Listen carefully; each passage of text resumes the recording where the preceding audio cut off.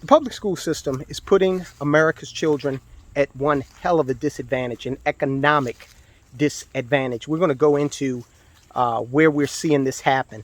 It's a developing and growing trend, unfortunately, throughout this entire country, where we're seeing kids put at risk of financial failure, of having their entire future defined by failing educational system. And this is a global economy, guys, a global techno economy. These kids don't know math, reading and writing. They don't have a chance. So I got some solutions today to talk to you about. Now, look, I get it. Everybody's not going to be able to implement some of the solutions I talk about. But you need to be aware, okay? Otherwise, you are resigning your children to a financial wasteland, a future where they're never going to be able to reach their maximum economic potential. And that's sad. I'm here today in the orchard and got some apples around. It's a good opportunity to talk about school and teachers. The good teacher gets the apple, right? And we do have some apples around. But we're going to talk about this in great detail. Okay, let's go. All right, there's Holly, relaxing in the nice warm weather. She has nothing to do with the subject matter of the video. Just thought you'd like to say hello. All right, let's get into what one of these school districts is currently doing to our kids, not for our kids, but to our kids. Oregon is really harming our children with some crazy new BS out of the governor's office.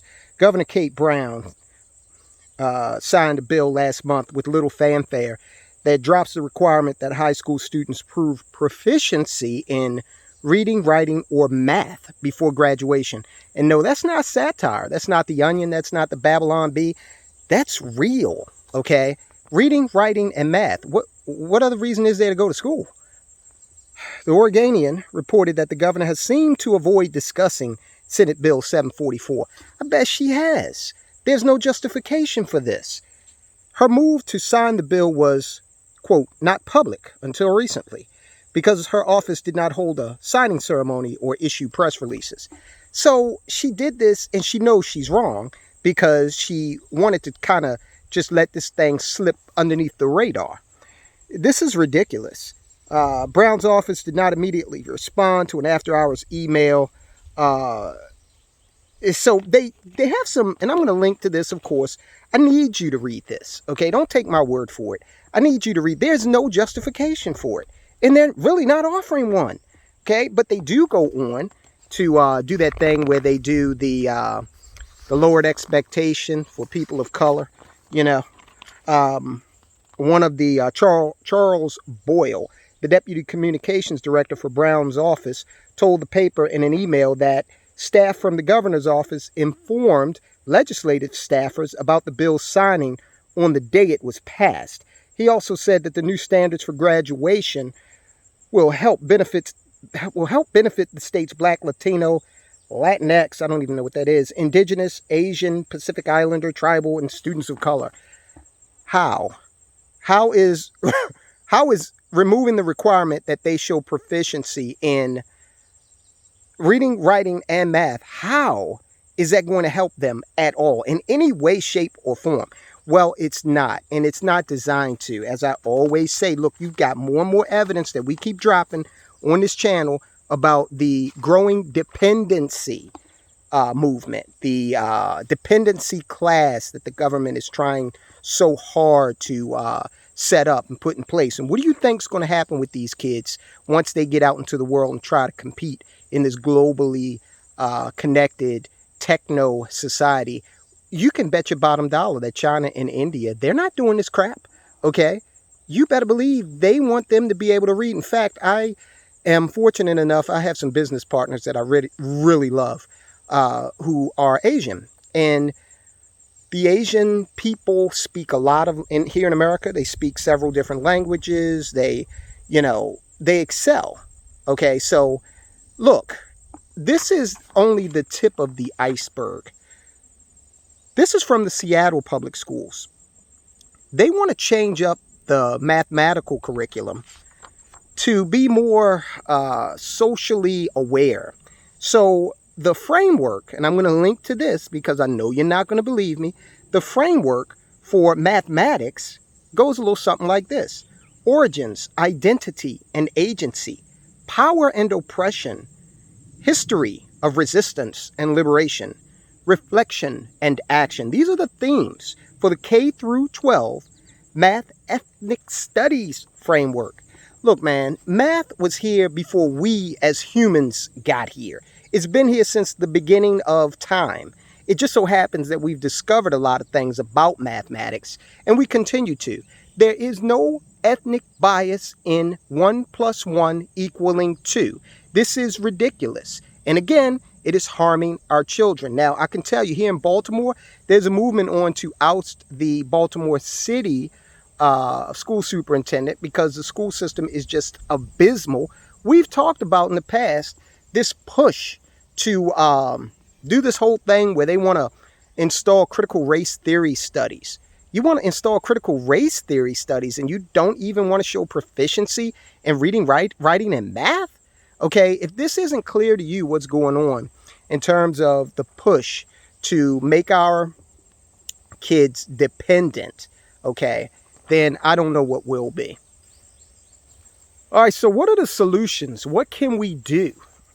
Well, I'm going to tell you right now, the answers are definitely not simple.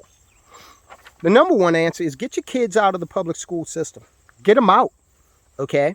Because it's not designed anymore to have your child come out and be able to compete in a global society. It's designed to indoctrinate. And look, on this channel, we talk about economics, and there's no way in hell that you can have a child come out of high school not showing any proficiency in math, reading or writing. If they haven't showed any proficiency in math, then the STEM fields, that's not even, going to be an afterthought for them. They're going to be put in a situation where they're not able to make as much money in their lifetime, okay? Nowhere near as much if they can't master these fundamental skills. And this is coming from school systems. Don't forget, out in Virginia, okay? Virginia, they dropped the requirement for advanced mathematics late last year. They dropped that requirement, okay? Because they said it was biased. Now, look, that's the most insulting thing I can think of. I'm a black man, and, well, in case you haven't noticed, and I can accomplish whatever I put my mind to. Now, I love math. However, it doesn't come easy to me. I have to really study it, okay? I have to put some effort into it. And there's a lack of effort or an abdication of effort by these school systems. They're just throwing up their hands in many cases, and in other cases, they're saying, we're complicit in this growing dependency society. So again, get your kids out of these schools. And I know that is easier said than done, okay? I get it. But there are other options. There are public schools. I mean, at this point, there's this thing called Coursera. I'll link to it. On Coursera, you're able to take college-level classes. And you can't tell me that it's impossible to educate a child these days and give them a premium education at a fraction of the cost that the school system does it, and a much more quality experience in terms of the information that is out there thanks to the internet and, again, courses, applications like Coursera and the like. All right, so get your kids out of these schools, develop an education plan of your own. I'm going to tell you something else. The other thing that's starting to occur is we're starting to see these schools go so far left on the indoctrination tip that it's not even about, them. It's not only about, rather, your kids not being able to be economically productive in the future, but it's also getting them into a mindset where they're going to be perpetually frustrated economically and otherwise. So I wanted to talk to you guys about that. This is absolutely ridiculous. How are these kids going to make any money? And that's our focus here. Because look, my grandmother once told me, money's not the only thing. And she told me that in the days when kids did not talk back. So I didn't say this to her, although I thought it. I thought to myself, well, water's not the only thing, but try going a day without it. All right, guys, I'll talk to you soon.